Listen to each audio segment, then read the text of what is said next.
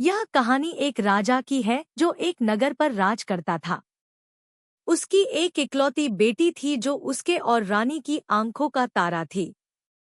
राजा उसे पल भर के लिए भी अपनी नजरों से दूर नहीं होने देता था और रानी उसे देखकर जीती थी। हर वक्त उस पर न्यौछावर होती थी और भगवान से प्रार्थना करती थी कि उसे कभी कोई मुश्किल न आए और उसकी सारी बलाएं उस पर आ जाए। जब बच्ची छोटी थी तो बहुत लाड प्यार से पाली जाती थी और शाही तख्त के पास खेला करती थी। राजा दरबार भी लगाता था और बेटी के साथ खेलता और दिल बहलाता था। जब भगवान ने उसे बड़ा किया तो राजा ने उसे लड़कों के कपड़े पहनाकर अपने साथ शिकार पर ले जाने लगा और खुद उसकी परछाई की तरह साथ रहता, उसे अपनी नजरों के सामने रखता।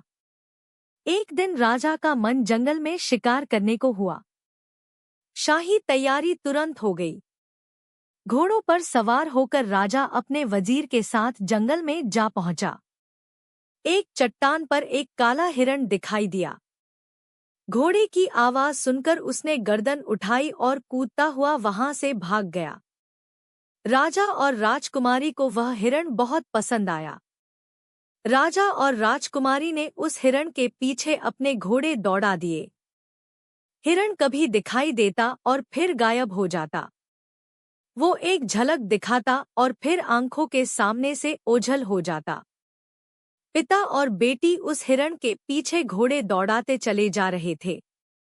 इतने में एक काली आंधी उठी और चारों ओर अंधेरा छा गया। इतना घना अंधेरा था कि हाथ को हाथ दिखाई नहीं देता था। वे एक दूसरे को आवाज देते हुए भगवान पर भरोसा करके आगे बढ़ते चले जा रहे थे। थोड़ी देर बाद अंधेरा छंटा और हल्की हल्की रोशनी होनी शुरू हो गई। तो क्या देखते हैं कि वे एक बहुत बड़े दरवाजे के सामने खड़े हैं और वह हिरण भी सामने खड़ा है। उन्हें देखकर वो एक छलांग लगाकर दरवाजे के अंदर चला गया। राजकुमारी ने घोड़े को तेज किया और हिरण के पीछे चली। पीछे पीछे राजा भी आ गया। इतने में गड़गड़ाहट की आवाज सुनाई दी और दरवाजा अचानक बंद हो गया। अब पिता दरवाजे के उस तरफ खड़ा है और बेटी इस तरफ। राजा दरवाजे को ला खिलाता है, जोर लगाता है, पर वो लोहे का दरवाजा टस से मस नहीं होता। राजकुमारी बेचारी अंदर फंस कर रह गई और अंदर से दरवाजा खोलने की कोशिश कर रही है, पर कोई कुंडी या इस घेरे के चारों ओर जाकर देखा तो आसमान तक ऊंची दीवारें मिली। अंदर आने और बाहर जाने का अगर कोई रास्ता था तो वही एक दरवाजा था जो बंद पड़ा था। इतने में शाम हो गई। सूरज डूब रहा था। बेटी ने पिता से कहा, पिताजी, यह राज्य का मामला है। अगर आपको जाने में देर हुई तो हजारों तरह के खतरे पैदा हो जाएंगे। मेरी बात मानिए, मुझे भगवान के हवाले कीजिए और आप घर जाइए। माँ परेशान होंगी। पिता ने दुखी लहजे में कहा, मैं अकेला जाकर तेरी माँ को क्या मुंह दिखाऊंगा? तेरे बारे में पूछेगी तो क्या बताऊंगा? मैं तो इसी दरवाजे के बाहर ही बैठ जाता हूँ। जैसी किस्मत। बेटी ने यह सुनकर कहा, पिताजी, आप कैसी बातें करते हैं? क्या मैं ही आपकी इकलौती संतान हूँ? आप सारी प्रजा के माता पिता हैं। आपके सिवा उनका कौन सहारा है? माँ, हम दोनों की जुदाई एक साथ कैसे बर्दाश्त कर सकेंगी? वो भगवान ना करे। पागल हो जाएंगी जब आपको और मुझे नहीं पाएंगी। दीवारों से सिर फोड़ फोड़ कर मर जाएंगी। कृपया आप जाइए। उन्हें दिलासा दीजिए। उन्हें हौसला दीजिए और राज्य के काम संभालिए। मुझे भगवान के भरोसे छोड़ जाइए। आप अकेले यहाँ कर भी क्या सकते हैं? अपने राज्य में जाकर मेरी रिहाई किस तरकीबें हो सकती है? पिता बेटी की यह बात सुनकर ना चाहते हुए भी बेटी को वहां छोड़कर चल पड़ा। अब वजीर और बाकी लोग राजा और राजकुमारी को तलाश करते करते थक गए थे। वे आपस में सलाह कर रहे थे कि रात यहीं गुजारें और सुबह फिर तलाश शुरू करें या शहर वापस जाएं। तभी दूर से राजा की सूरत दिखाई दी। उनकी जान में जान आई। फिर राजा अकेला आता दिखाई दिया। वे समझे कि राजकुमारी उनके पीछे आ रही होगी। राजा का स्वागत करने के लिए आगे बढ़े तो देखा कि राजा का अजीब हाल है। आंखों से आंसू बह रहे हैं, होठ सूखे हुए हैं। उन्होंने मशक में से पानी दिया और पूछा, महाराज, राजकुमारी कहाँ है? बस यह नाम आते ही राजा के दिल में एक तूफान आ गया। आंसुओं का समुद्र उमड़ आया। राजा ने कहा, सारी उम्र की कमाई खो आया हूं। अब मैं रोने और मातम करने को ही जिंदा हूं। और फिर राजा ने अपने वजीर और साथियों को उस जादुई दरवाजे का सारा हाल कह सुनाया और अपने राज्य की ओर रवाना हुआ। वजीर और अमीर हैरान होकर एक दूसरे का मुंह देख रहे थे और किसी के मुंह से एक शब्द नहीं निकल रहा था। जुबानें बंद हो गई थी। दुखी दिल और ठंडी आह के साथ वे अपने सरदार के पीछे हो लिए। महल में पहुंचे तो यह खबर सुनकर महल में हाहाकार मच गया। राजधानी में शोक मनाया गया। राजा ने काले कपड़े पहन लिए। अब यहाँ की कहानी छोड़िए, देखिए वहां राजकुमारी पर क्या बीती। पिता को समझा बुझाकर विदा तो कर दिया, पर जो उसके दिल पर बीती वो भगवान दुश्मन पर भी ना गुजारे। नाजों से पाली हुई राजकुमारी अकेली उस वीरान महल के बगीचे में खड़ी थी। वह थरथर कांप रही थी और उधर रात सिर पर चढ़ी आ रही थी। उसके कदम उठ नहीं रहे थे और डर के मारे उसकी सांस अटकी हुई थी। जरा सी आहट पर उछल पड़ती पर इंसान पर जैसी पड़ती है वैसी ही वह सहता है। भगवान का नाम लेकर वो आगे बढ़ी। एक संगमरमर की बार दरी दिखाई दी। उसने भगवान का शुक्र अदा किया कि कम से कम सिर पर छत तो है। बारादरी के अंदर घुसी तो रास्ता सजा हुआ और साफ सुथरा मिला। उसने दिल में सोचा, है भगवान, यह कैसा जादू है। ना कोई आदमी है, ना आदमी का कोई निशान और सामान सब करीने से रखा हुआ है। एक जगह पहुंची तो एक पलंग पर एक आदमी पड़ा हुआ दिखाई दिया। वो सहम कर रह गई। उसका कलेजा धक धक करने लगा। औरत जात अकेला, मर्द अकेली जगह एक तरस खड़ी होकर सोचने लगी कि करूं तो क्या करूं। फिर आगे बढ़कर देखा तो वो आदमी जैसे पड़ा था, बेजान और बिना हिले डुले वैसे ही पड़ा है। कोई हलचल तक नहीं। उसने सोचा, यह मुर्दा है या जिंदा। दिल कड़ा करके राजकुमारी धीरे धीरे दबे पांव आगे बढ़ी।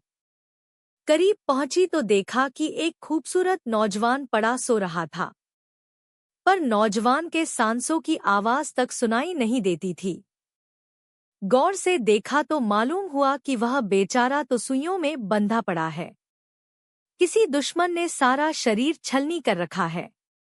यह देखकर राजकुमारी अपना दुख भूल गई और उस खूबसूरत नौजवान की मुसीबत पर उसकी आंखों से टप टप आंसू गिरने लगे।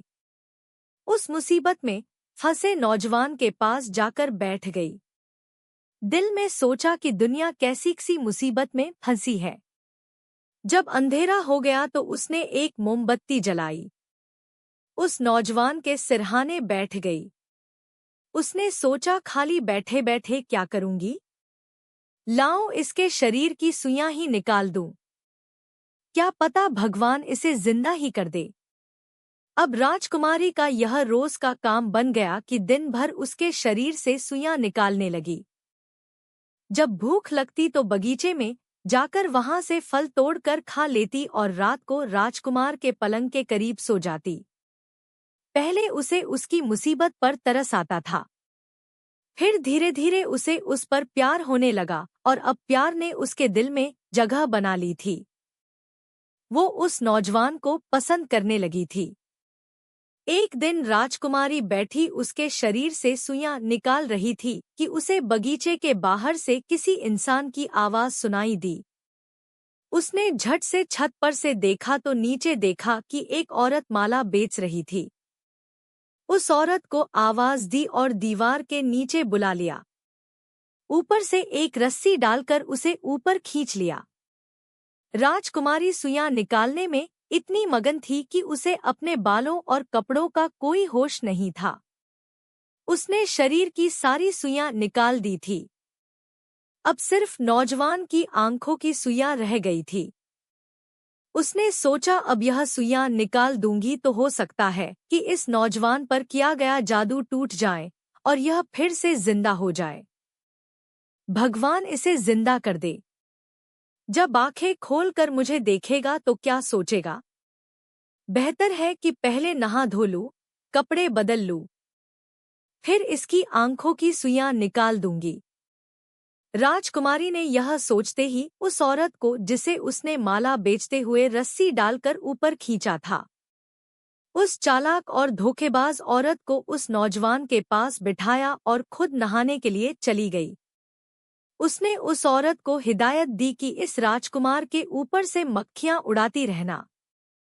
मैं थोड़ी ही देर में आ जाती हूँ। उधर राजकुमारी गई तो उस चालाक औरत ने आफतधादी बैठे बैठे उस नौजवान की आंखों की सुइयां निकालनी शुरू कर दी। जब आखिरी सुई निकल गई तो एक अजीब चमत्कार हुआ। वो नौजवान बोलता हुआ उठ बैठा। अपने सामने एक औरत को देखा तो आगे बढ़कर उसके पैर पकड़ लिए और कहा कि तुमने मेरी जान बचाई है। तुमने मुझे इस जादू से आजाद किया है। मैं सारी जिंदगी तुम्हारा यह एहसान नहीं भूलूंगा। उधर राजकुमारी नहा धोकर वापस आई तो यहाँ के बदले हुए रंग रंग देखकर हैरान हुई। वह चालाक औरत उस राजकुमार पर अपना प्रभाव जमा चुकी थी और राजकुमारी को उसने बताया कि यह मेरी दासी है। वो शख्स जो सुइयों में बंधा पड़ा था, उस चालाक औरत ने राजकुमारी को अपनी दासी बताया और उसे पुराने कपड़े पहनने को दिए और राजकुमारी की यह जिम्मेदारी लगा दी कि वह पूरे महल की सफाई करे और छत पर बैठकर दिन भर कुएं उड़ाती रहे और खुद वह राजकुमार के साथ उस महल में राज करने लगी। राजकुमार यात्रा की तैयारी करके घूमने के लिए निकल पड़ा। महल के सब लोगों से उसने पूछा कि मैं तुम्हारे लिए बाहर से क्या तोहफा लाऊं। किसी ने कुछ बताया, किसी ने कुछ। चलते चलते ख्याल आया कि एक दासी भी है जो छत पर बैठी केवे उड़ाती रहती है। उस केवे उड़ाने वाली से भी पूछ लूं, वह भी कुछ मंगवाए तो लेते आएंगे।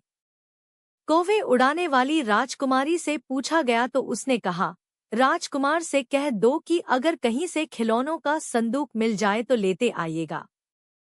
राजकुमार यह सुनकर वहां से चला गया।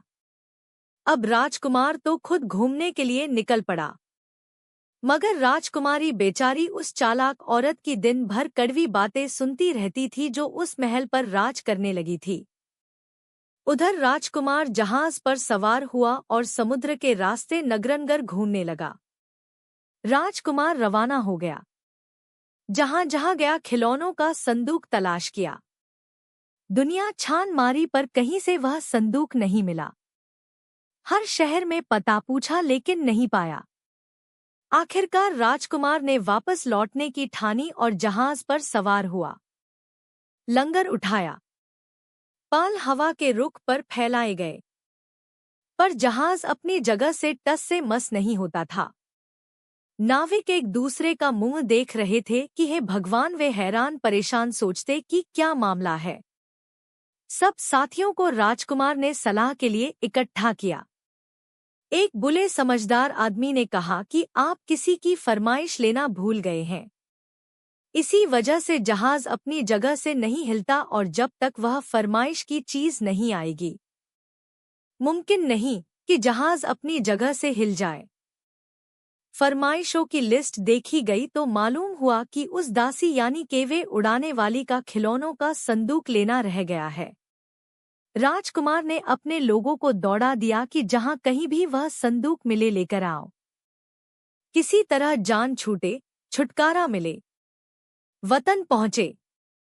राजकुमार के भेजे गए लोगों में से एक आदमी उस राजकुमारी के पिता के शहर में जा निकला। वहां पूछने से मालूम हुआ कि बेशक खिलौनों का संदूक तो मौजूद है पर राजा के पास है। उस राजा के दरबार में हाजिर होकर उसने विनती की। राजा बेचारा बेटी के गम में रोते रोते अंधा हो गया था। उसने कहा, यह संदूक मैं रखकर क्या करूंगा? ले जाओ इसे। मुझे क्या अब इसको आग लगानी है? यह मेरी बेटी का था। जब मेरी बेटी ही नहीं रही, वो खेलने वाली ही नहीं रही, तो खिलौनों के संदूक को रखकर क्या करूंगा? राजकुमार के आदमी ने राजा से पूछा कि आप इस संदूक की क्या कीमत लेंगे? राजा ने कहा, हे, कीमत नहीं चाहिए। शायद भगवान ऐसा करें कि यह संदूक अगर मेरी बेटी कहीं जिंदा है तो उस तक पहुंच जाए, और अगर भगवान ना करे राजकुमारी जिंदा नहीं भगवान के पास चली गई है तो उसे पुण्य मिल जाएगा और हम भी एक दिन अपनी बेटी से जा मिलेंगे। उस संदूक का जहाज पर पहुंचना था कि जहाज चल पड़ा। घंटों की मंजिल मिनटों में और सालों का सफर दिनों में तय करता जहाज अपनी मंजिल पर जा पहुंचा। सबकी सौगात, सबके तोहफे बांटे गए। दासी कवे उड़ाने वाली यानी राजकुमारी का संदूक भी उसे दे दिया गया। अब राजकुमारी का यह रोज का काम हो गया कि रोज रात को आधी रात इधर आधी रात उधर, जब सब सो रहे होते तो वह राजकुमारी उठती और महल के करीब जंगल में जाकर वह संदूक खोलती। उस संदूक में जादू की गुड़िया थी जो उसके पिता राजा ने उसके लिए परियों के लोक से मंगवाई थी। उसके खोलते ही झाड़ू देने वाला निकलता और झाड़ू देकर सारे महल को चमका देता। पानी देने वाला इत्र और गुलाब का छिड़काव करता। बिस्तर लगाने वाला बिस्तर लगाता। महफिल सज जाती और राजकुमारी नहा धोकर बनसंवर कर तख्त पर बैठती। गुड़ियों से खेलती, 2 घड़ी दिल बहलाती। सुबह होते ही सब गुड़ियां मिलकर कहती, सब सुइयां निकाली, आंखों की सुइयां रह गई। दासी थी सो रानी बनी और रानी थी सो दासी बनी। भगवान ऐसा करे कि राजकुमार की एक रात आँख खुल गई। देखता क्या है कि महल के करीब जंगल में एक उत्सव हो रहा है। उसने दिल में सोचा कि इंद्र राजा का कोई दरबार लगा है या परियों की महफिल है। पलंग पर से उठकर उस तरफ रवाना हुआ। करीब गया तो देखा कि अजीब जादू का कारखाना है। एक पेड़ के पीछे से सारी सैर देखी।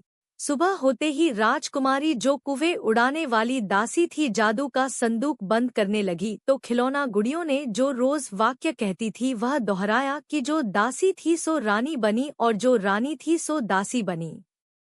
राजकुमार ने जब यह वाक्य सुना तो सारा मामला उसकी समझ में आ गया। कौवे उड़ाने वाली यानी राजकुमारी टाट के कपड़े पहनकर महल की तरफ चल पड़ी। राजकुमार ने आगे बढ़कर राजकुमारी का हाथ पकड़ लिया। राजकुमारी के चेहरे पर घबराहट छा गई। वह इतनी डर गई कि शरीर में लहू नहीं था। वहीं खड़ी रह गई और कांपने लगी।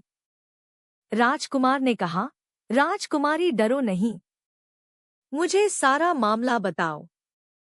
राजकुमारी बेचारी ने सारा मामला शुरू से लेकर आखिर तक सुना दिया। उसने इसे अपने सोचे हुए के अनुसार पाया। राजकुमार यह सुनकर गुस्से में लाल पीला हो गया। उस माला बेचने वाली चालाक औरत को बुलाया और उसको आधा जमीन में गढ़वा दिया और उसे तीरों से बिधवा दिया, उसे मरवा दिया। राजकुमारी के दिन भगवान ने फेर दिए। अपने माता पिता से जाकर मिली।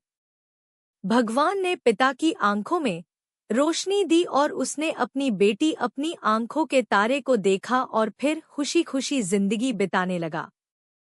फिर राजकुमार ने उस राजकुमारी से शादी कर ली, जैसे उन सबका भला हुआ।